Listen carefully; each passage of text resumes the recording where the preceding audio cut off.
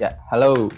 Selamat sore, selamat pagi, selamat malam, selamat siang buat para penonton channel Edukasi di Ujung Gri. Kembali lagi bersama saya Rifki Maulana. Kali ini saya mau share tips singkat tentang gimana caranya menulis. Karena beberapa orang, mungkin banyak orang tuh seringkali pengen nulis, cuman kadang-kadang nggak tahu caranya gimana, nggak mulai nulis-nulis gitu-gitu dan lain-lain. Sering bingung dan lain-lain. Jadi saya sebagai orang yang saya nggak jago nulis, saya cuma suka nulis aja dari mahasiswa, dari sekolah bahkan dari SMA, kuliah, kerjanya juga nulis. Jadi saya coba sharing dan semoga bermanfaat. Oke, saya mulai presentasinya.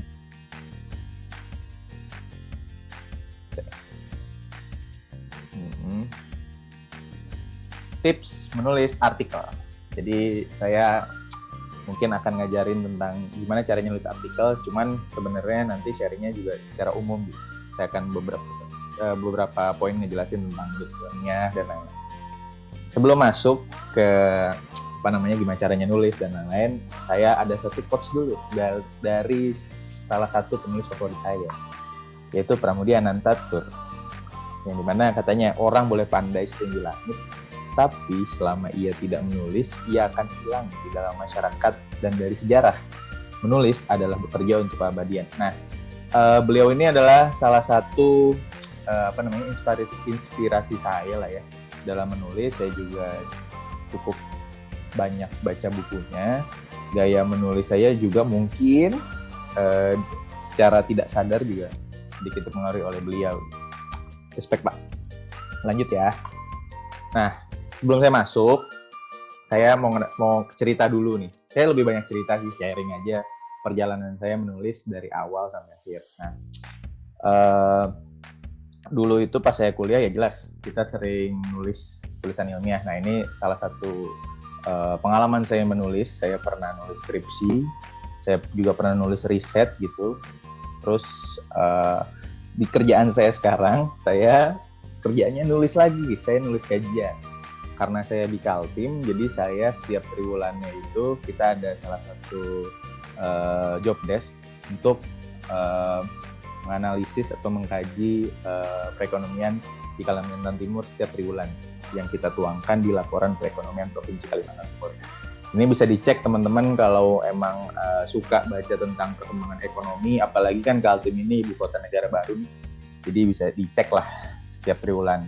Kita terbit tuh November, Februari, Mei, Agustus, November, Februari, Mei, Agustus, kayak gitu. Nah, jauh sebelum saya kerja, saya nulis skripsi, itu saya ngeblog. Saya punya blogspot, terus saya juga punya Tumblr.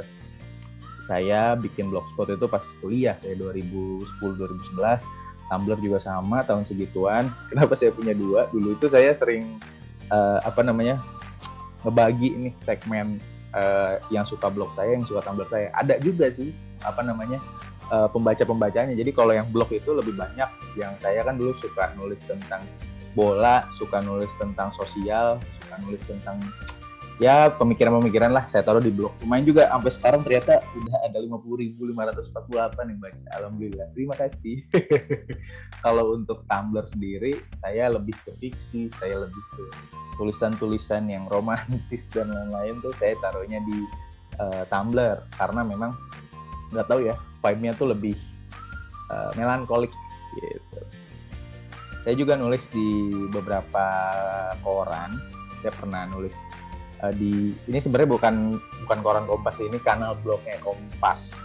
Jadi saya nulis bola di sini dan cukup laku juga sih, yang baca bisa sampai seribuan gitu. Dulu ini saya lulus kuliah, saya nulis bola rutin banget. Saya biasanya setiap MU main, dan kalau misalnya pertandingan ada hal yang menarik, saya langsung ulas di sini. Saya nulis MU lawan Liverpool, MU lawan Olympiakos, ini MU pas lagi kacau-kacaunya deh. Makanya saya banyak nulis gitu.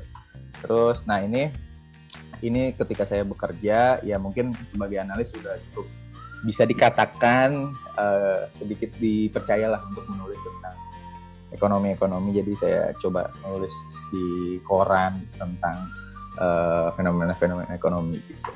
Nah, sekian itu pengalaman saya menulis. Jadi semoga Anda cukup bisa percaya lah ya kalau saya ini cukup suka nulis.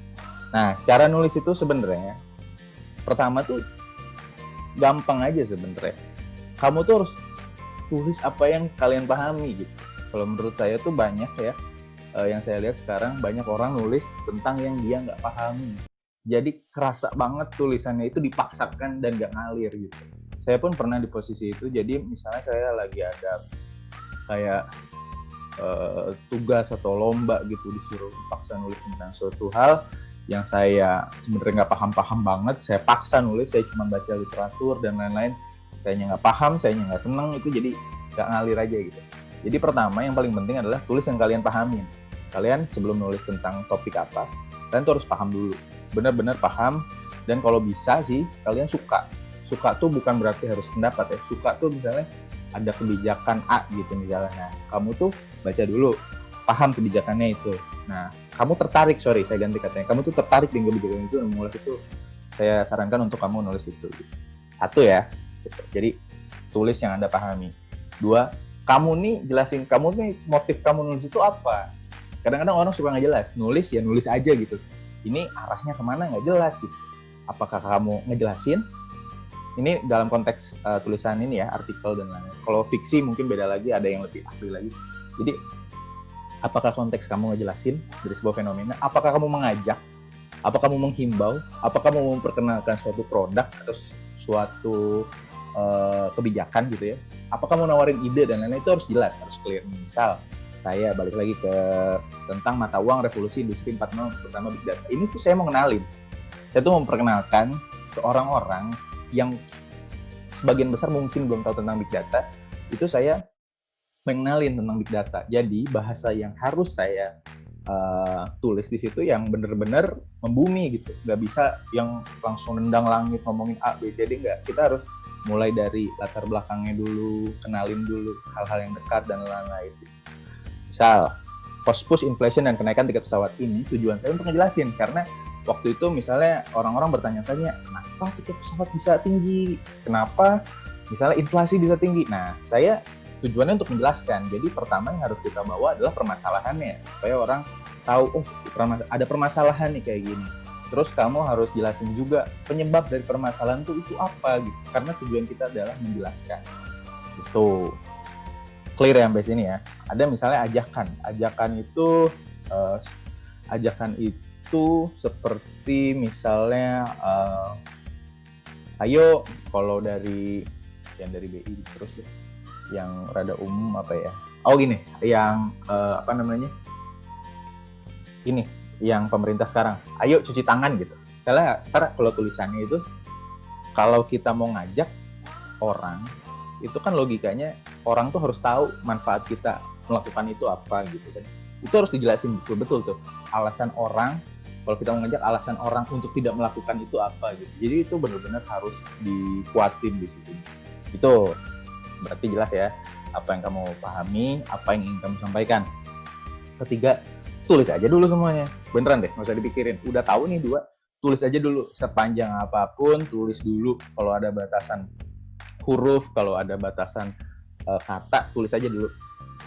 Tulis sampai mentok, tulis sampai semua kelar idenya. Udah, top, taruh. Baru kita ke poin nomor 5. Poin ke nomor 4. Cari data. Dibenerin dulu deh.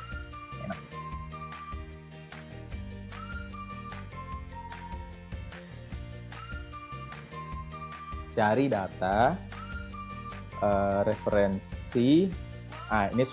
Ini tulis aja dulu semua paralel, baru kita cari data. Kalau misalnya ini kalau ilmiah wajib ada. Misalnya kamu ngomongin tentang social distancing, ajakan untuk melakukan social distancing, himbauan untuk social distancing misalnya.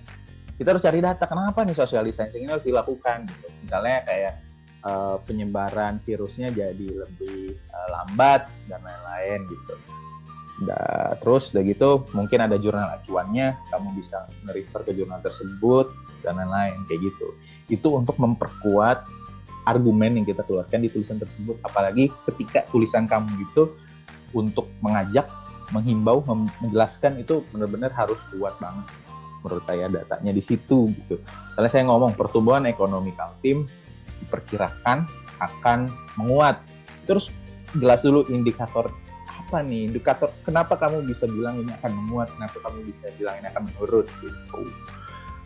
Terakhir, udah nulis, kamu break, kamu ngelakuin hal yang lain, balik lagi lihat tulisan kamu, pasti kamu akan lihat tulisan kamu hancur banget. Pasti, itu pasti banget. Saya sering banget kayak gitu, bahkan sampai sekarang, walaupun saya sering menulis gitu ya. Ketika kamu udah fresh, itu karena otak kamu udah fresh. Jadi nulis sama review, do and check itu beda. Harus orang yang beda malah sebenarnya. Karena itu pekerjaan yang beda. Jadi, kita udah beres nulis, kamu lihat tulisan kamu edit, kamu ringkasin kata-kata atau kalimat-kalimat yang berulang, kan sering banget tuh berulang dan lain-lain, jadi supaya lebih enak dibaca. Kalau mau lebih perfect lagi, udah ngedit, tinggalin lagi, ngapain dulu, main dulu, nonton dulu, main PS dulu, balik lagi ngeliat lagi, kayak gitu. Udah beres, itu cara menulis saya sepanjang karir saya menulis lah ya. Mungkin kalau teman-teman ada yang mau share atau ada yang kurang bisa sampaikan ke saya juga pengen tahu gitu gimana caranya kita bisa nulis secara baik dan benar, karena saya juga masih belajar. Tips cepat menulis dari saya, ada satu write hack dari saya. Misalnya saya emang lagi, kalau di penulis itu ada namanya writer block, jadi tiba-tiba kita nggak bisa nulis gitu, tiba-tiba ini kenapa ide nggak keluar gitu dan lain-lain. Saya biasa lihat penulis favorit saya dan beberapa tulisan terakhir, dan saya pelajarin cara nulisnya lagi gitu. Terus pokoknya dibaca, dinikmati, dipelajarin, dan akhirnya biasanya saya bisa langsung nulis lagi, walaupun nanti saya rada-rada mirip. Misalnya saya jelasin dulu, di sini ada siapa aja. Yang paling ujung kiri itu yang pakai kacamata atas itu Pangeran Siaan. Mungkin sekarang banyak yang tahu dia founder Asumsi. Saya kenal dia, saya tahu dia, saya nggak kenal sih, saya tahu dia itu 2013 saat dia baru mendirikan Bola Total. Jadi ada kanal podcast bola gitu.